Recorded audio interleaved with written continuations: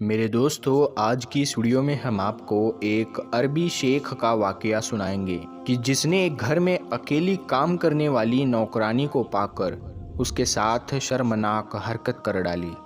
اس کی اس حرکت پر اس نوکرانی نے اس عربی شیخ کے ساتھ کیا کیا، یہ جاننے کے لیے ویڈیو کو آخر تک ضرور دیکھیے گا۔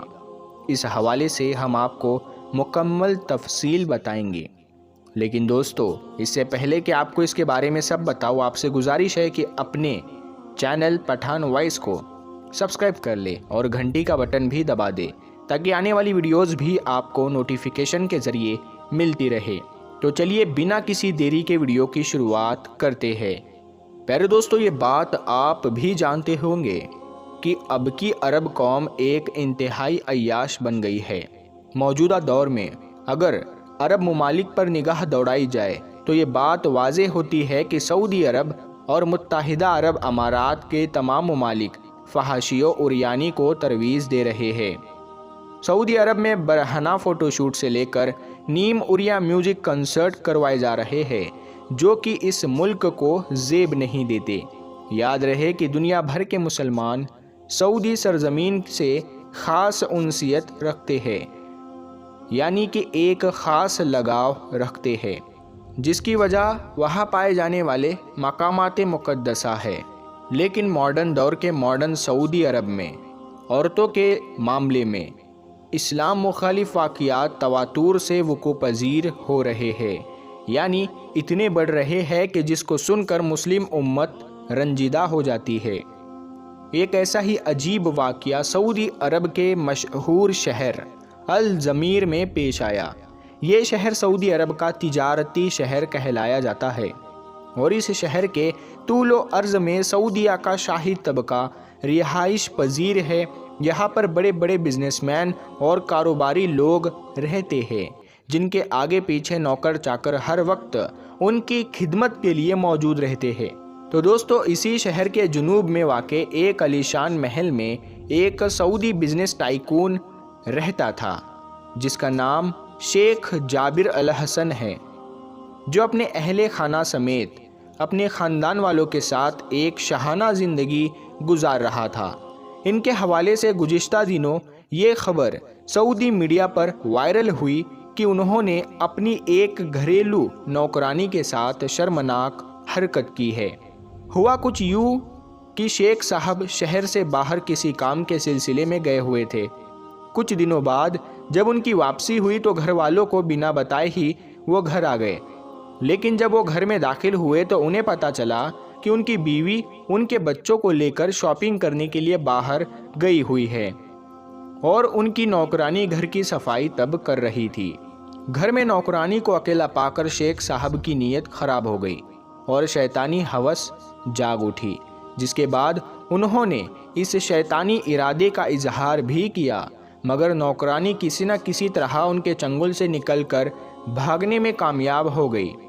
چند دنوں کی خاموشی کے بعد آخر اس ملازمہ نے یعنی اس نوکرانی نے سچائی کھول کر رکھ دی اور یوں شیخ صاحب یعنی جابر الحسن بہت بدنام ہوئے۔ میرے دوستو، یہی نہیں بلکہ عرب کے شیخ کئی دیگر کاموں میں بھی سر فہرست ہے۔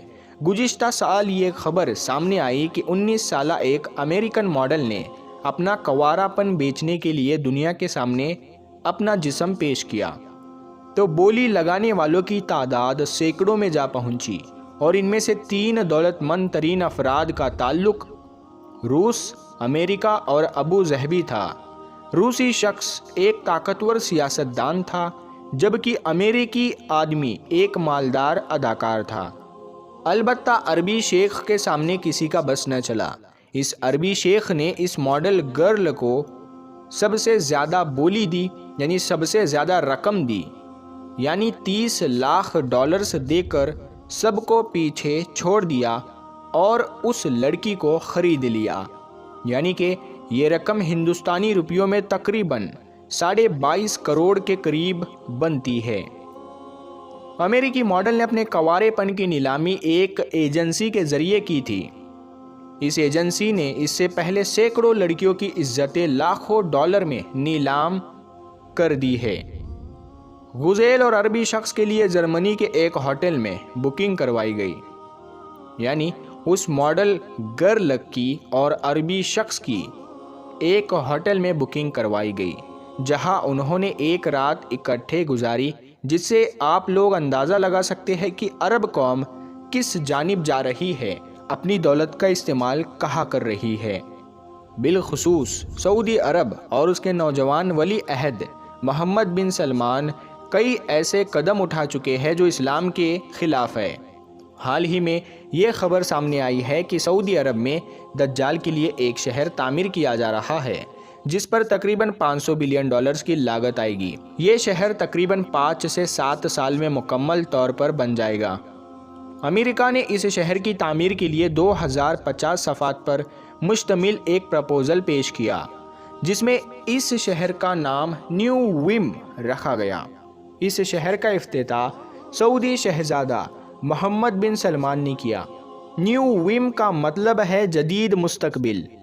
اس شہر کی تعمیر سے پہلے سعودیہ میں مدینے سے کچھ فاصلے پر دجال کا محل بھی تعمیر کیا گیا ہے، جس کے بارے میں رسول اللہ صلی اللہ تعالی علیہ وسلم نے آج سے 1400 سال پہلے فرما دیا تھا کہ دجال کا عروج مشرق کی جانب سے ہوگا۔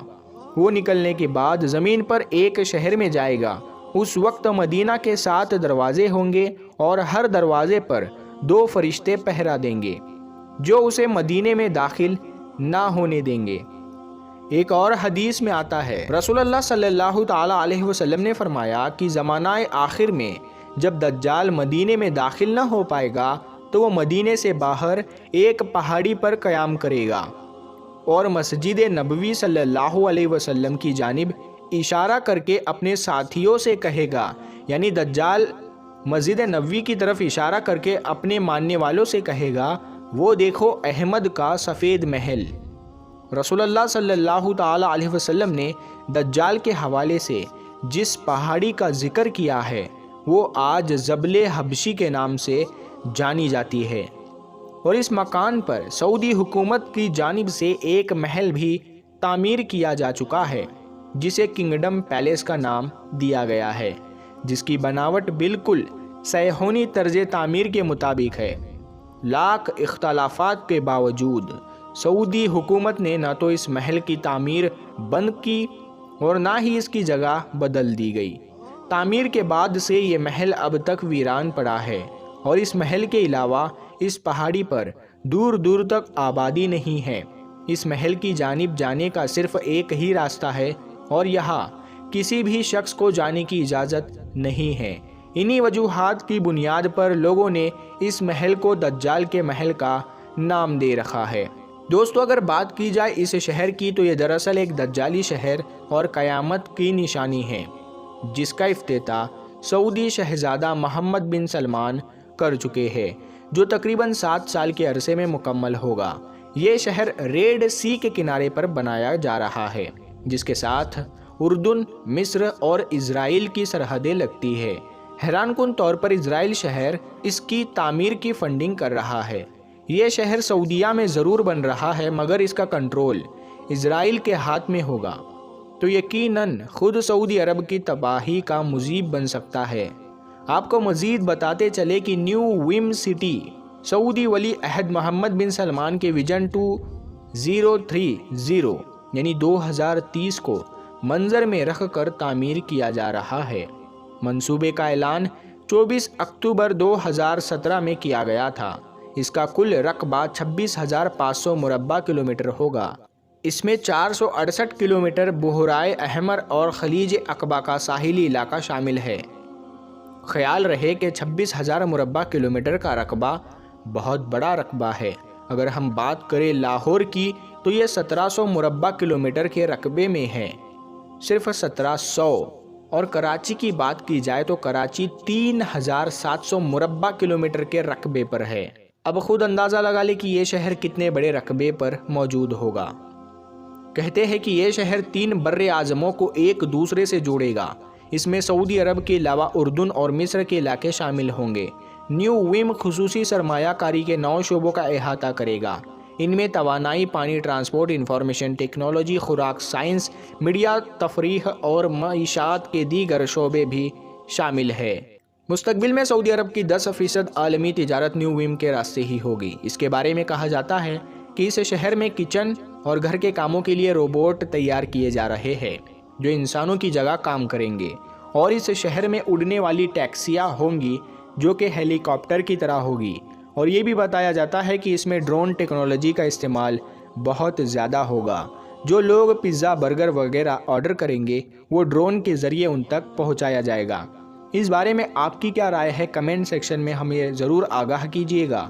دوستو، آج کی اس ویڈیو کو اپنے دوستوں کے ساتھ زیادہ سے زیادہ شیئر کریں، اور اگر آپ چاہتے ہیں کہ ہم آپ کے لیے آپ کی مرضی کا کوئی اور موضوع لے کر آئے تو آپ اس بارے میں ہمیں کمنٹ سیکشن میں آگاہ کر سکتے ہیں۔ ہمیں امید ہے کہ آپ کو ہماری آج کی یہ ویڈیو ضرور پسند آئی ہوگی۔ اگر آپ کو ہماری آج کی یہ ویڈیو پسند آئی ہے تو سب سے پہلے اس ویڈیو کو لائک کریں اور اپنی رائے کا اظہار کمنٹ سیکشن میں کریں۔ ہم ملتے ہیں پھر ایک نئی ویڈیو کے ساتھ، تب تک کے لیے السلام علیکم، اللہ حافظ۔